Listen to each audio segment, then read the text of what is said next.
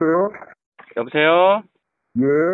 안녕하세요. 거기 1층에 비어 있던데 그게 임대료가 얼마인가요? 뭐 하시려고 그러는데요? 없다, 없어. 카페 아니면 옷가게 같은 거 하려고 하고 있어요. 네. 근데 거기 금액이 비싼데, 옷가게나 얼마예요? 해갖고 비싸? 얼만데요? 거기는 저기 원래 권리금 2억씩 썼던 자리예요. 그 권리금은 없는데, 와, 네. 예, 예, 그 권리금은 없는데, 예. 권리금 월세가 세니까 얼마예요? 단가가 있는 업종을 하셔야 돼요. 네. 얼마인가요, 월세가? 5억에 900. 5억에 900? 그게, 예, 예. 그게, 그전에도 900이었어요? 월세가? 예, 예, 맞습니다. 파리바게트 할 때. 그때 파리바게트였어요. 예, 예, 잘 됐습니다. 와. 장사는. 아, 장사가 좋아서 네. 웬만한 장사는 거기 잘 되는 자리예요, 자리는. 근데 파리바게트가 왜 나갔어요? 그렇게 좋은 브랜드가. 내가 했습니다. 네? 내가 내보냈다고요, 귀한 데서. 왜 내보내셨어요?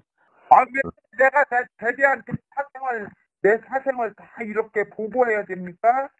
그렇죠. 저한테 맞으면 다 하고 안 맞으면 못하는 거고 그런 거지. 그거 실례예요. 그렇게 물어보시는 것도. 네. 그럼 이게 실평수가 몇 평인가요? 근데 없는 걸 뭘 자꾸 물어봐요. 현재가 중요한 거지. 그러면 이게 실평수가 몇 평이죠? 그건 들어가서 보고 확인하시고 자료 되든지 하시는데요. 그럼 실평수가 몇 평인 거는 이제 어르신은 모르시는 거고요? 몰라요. 그거 가서 보시고 마음에 들으면 하고 마음에 안 들으면 안 하는 거잖아. 그래도 실평수가 몇 평인지를 알아야지 이제 결정을 하죠. 되면 눈으로 볼 수 있는 거고 눈으로 다 보이잖아요. 아니, 실평수를 눈으로 봐서 모르니까요. 물론 잘 갖다 대세요. 자료 갖다 대. 근데 거기 문이 열려 있나요? 네, 문이 열려 있어요? 열려 있을 겁니다. 그러면 우리 사모님은 그게 실평수가 몇 평인지는 모르시는 건가요? 몰라요. 모르신다고요? 네, 그런 거 뭐. 아니, 건물주분이 왜 그걸 몰라요? 그것도 건물주도 자기가 거기서 영업을 하든지 바로 되든지 아는 거지. 뭐 거기 있는 걸 늘렸다 줄였다 하는 것도 아니고 있는 그대로 해주는 거니까 알 이유도 없습니다. 아니, 그러니까 임차를 얻으려면 평수가 몇 평인지 알아야죠. 그래서 여쭤본 거죠. 궁금하다 이 뜻이지. 나는 눈으로 보고해라.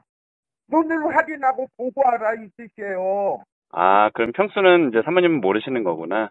그렇죠. 모르니까 임차이냐 얻을 사람이 위치도 봐야 되고 안에 잘 보든지 어쩌든지 보고 확인하고 계약하지. 어떤 놈이 확인 안 하고 할 사람이 어디 있습니까? 그러면 계약 기간은 몇 년 주시죠? 몇 년 2년이나 이렇게 해야 되겠죠. 그러면 파리바게트처럼 이렇게 또 임대기간 끝나면 이제 내보내시는 거 아니에요? 그거는 그때 사정에 의해 하는 겁니다. 무조건 내보내는 게 아니고. 관리비는 없나요? 공동관리비? 있습니다. 100만 원. 그러면은 1,000만 원이네요, 월세가. 그거 포함하면. 있습니다. 부가세 별도인 거죠? 그러면 5억에 1,100 생각하면 되겠네요. 이게 그러면은 한 몇 년 비어 있었어요? 몰라요. 그것도 나는 내가 적어놓는 것도 아니니까 모릅니다. 알겠습니다. 안녕하세요, 이용구입니다. 지금 보신 바와 같이 건물주를 사실은 계약 전에 만나는 것이 굉장히 도움이 됩니다. 특히 지금 같은 경우는 제가 빈 공실에 임대 문의가 붙어 있어서 제가 전화를 해서 건물주의 성향을 알 수 있었던 거죠. 쉽게. 그럼에도 불구하고 저 같은 경우는 이제 굉장히 민감한 질문들, 그리고 임차인 입장에서 매우 중요한 그런 요소들을 정리해서 질문을 던진단 말이에요. 그러니까 임대인 입장에서는 굉장히 민감한 것들이 있을 수 있겠죠. 그런데 그냥 일반 이런 임대차의 경험이 많지 않고 장사의 경험이 많지 않은 분들은 어떤 것을 질문해야 될지 잘 모르잖아요. 그냥 물어볼 것들이 대부분 그냥 보증금하고 월세하고 그 정도만이에요.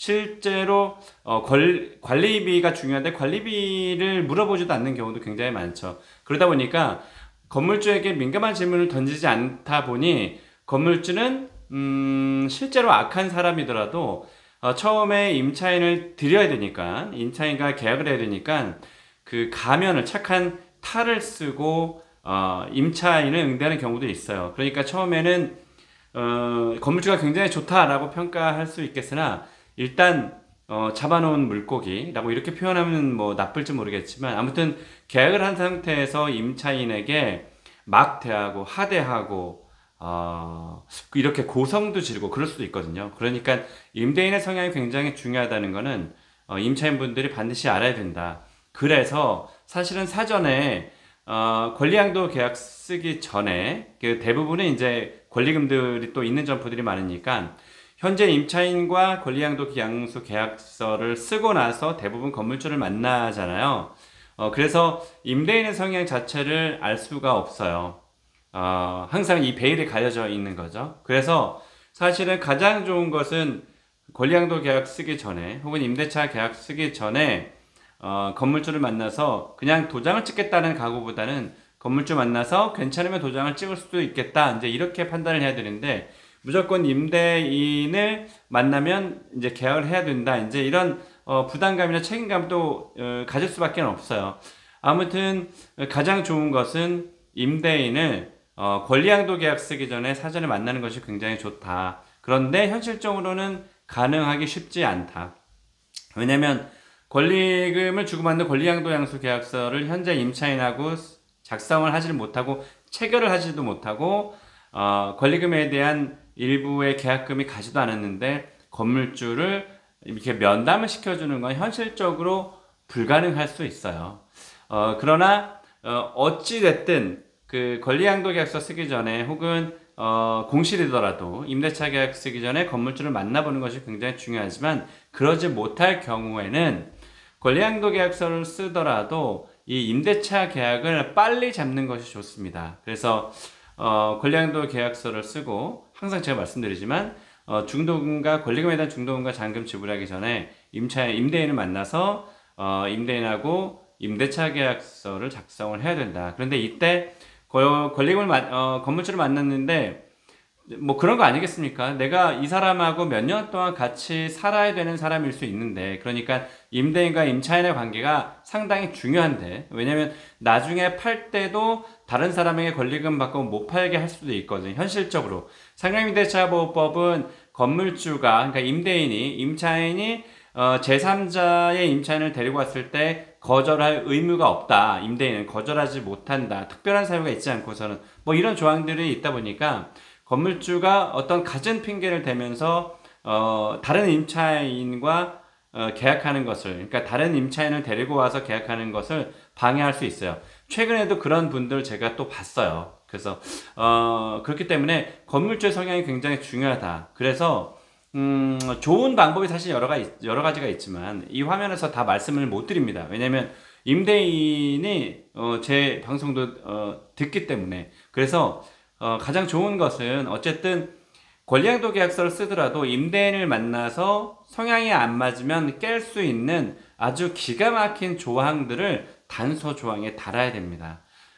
그리고 그 전에 임대인에 대해서 사전에 그 정보에 대한 파악을 좀 하는 것이 좋고요. 지금 이 화면에서 보시다시피 이 건물은 3년 동안, 거의 한 3년 동안 임차인이 들어오지 않았어요. 그러니까 이분이 가지고 있는 건물이 이것뿐만이 아니에요. 주변에 몇 개 있습니다. 그 건물도 현재 임차인이 들어오지 않아요.